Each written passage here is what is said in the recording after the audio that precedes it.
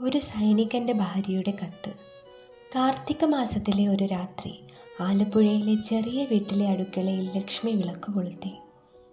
ഭർത്താവ് മേജർ അരുൺ കാശ്മീരിലെ അതിർത്തിയിലാണ്. കഴിഞ്ഞ 8 മാസമായി അവൻ്റെ കത്ത് കിട്ടിയിട്ട്. മകൻ ആദി ചോദിച്ചു, അമ്മേ, അച്ഛൻ എന്നാ വരാ? ലക്ഷ്മി ചിരിച്ചു, അച്ഛൻ നമ്മളെ കാക്കാൻ അവിടെ കാവൽ നിൽക്കുക മോനെ. നമ്മളിവിടെ ധൈര്യമായി ഇരുന്നാൽ മതി.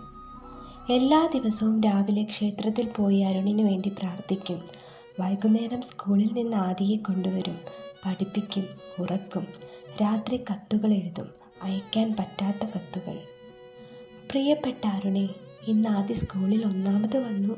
നീ പറഞ്ഞ പോലെ അവൻ നല്ല ധീരനായി വളരുന്നുണ്ട്.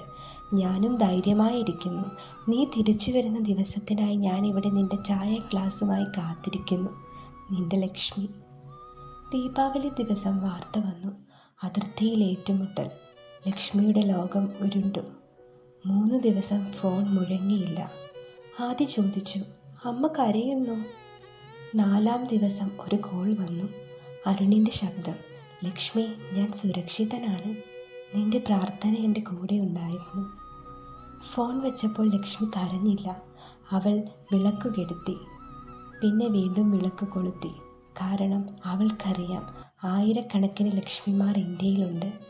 പകൽ ധൈര്യം നടിച്ച്, രാത്രി പ്രാർത്ഥിച്ച്, ഭർത്താവിൻ്റെ വരവിനായി കാത്തിരിക്കുന്ന സൈനികരുടെ ഭാര്യമാർ. അവരാണ് യഥാർത്ഥ യോദ്ധാക്കൾ. അവസാനം അരുൺ ലീവിന് വന്നു. ആദി ഓടിച്ചെന്ന് കെട്ടിപ്പിടിച്ചു. ലക്ഷ്മി വാതിൽക്കൽ നിന്ന് ചിരിച്ചു. 8 മാസത്തെ കാത്തിരിപ്പിന് അവസാനം. പക്ഷേ നാളെയും കാത്തിരിപ്പ് തുടരും. കാരണം സൈനികൻ്റെ ഭാര്യ എന്നതൊരു പദവിയല്ല, ഒരു തപസ്സാണ്. കലണ്ടറിൻ്റെ അക്കങ്ങളിലൂടെ ഓരോ ദിവസവും കടന്നു പോകാത്ത പട്ടാളക്കാരൻ്റെ ഭാര്യമാർ ആരും തന്നെ കാണില്ല. താൻ എത്തുന്ന ദിവസം വിദൂരമല്ലെന്ന് തോന്നിയാൽ അവൻ്റെ ഭാര്യയ്ക്കുണ്ടാകുന്ന സന്തോഷമുണ്ടല്ലോ, ലോകം കീഴടക്കിയ പോലെയാണ്. ഒരുമിച്ചെപ്പോഴും ജീവിക്കാൻ 100 കൊതിയുണ്ടായിട്ടും ഒരുമിച്ച് ജീവിക്കാൻ പറ്റാതെ പോയവർ. കാത്തിരുന്ന് അവന് കിട്ടുന്ന 10-20 ദിവസത്തെ ലീവിനുള്ളിൽ തങ്ങളുടെ ലോകം അവർ സൃഷ്ടിക്കും. തൻ്റെ ഭർത്താവിൻ്റെ കൈയും പിടിച്ചു പോകാൻ കൊതിച്ച വഴികൾ, വെളുക്കുവോളം ഇരുന്ന് സംസാരിക്കാൻ കൊതിച്ച രാത്രികൾ, കളിച്ചിരികൾ എല്ലാം അവൾക്ക് ഒറ്റ ലീവിലൂടെ കിട്ടുന്ന ബോണസാണ്. ഓരോ ലീവും അവൾക്ക് ഓരോ അനുഭവങ്ങളാണ്. അവളുടെ നീണ്ട കാത്തിരിപ്പിന് ശേഷം കിട്ടുന്ന ജീവിതം, അവളുടെ ജീവിതം, അവളുടെ സന്തോഷം. കൂടുതൽ വിഷമം തോന്നിയിട്ടുള്ള ദിവസം ഏതാണെന്നറിയോ? തങ്ങളുടെ വിവാഹ വാർഷിക ദിനമായിരിക്കും.